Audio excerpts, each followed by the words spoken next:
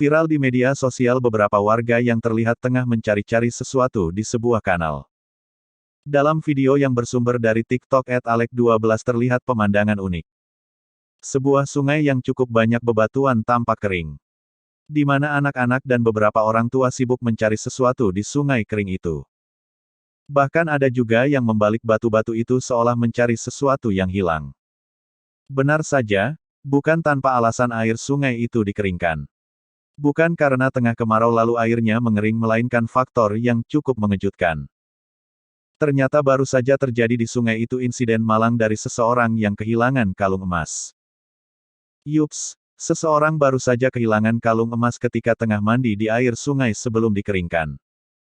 Tak tanggung-tanggung, kalung emas yang dijatuhkan saat mandi dalam sungai itu dengan total 50 gram. Atau jika diuangkan mencapai lebih dari 40 juta rupiah.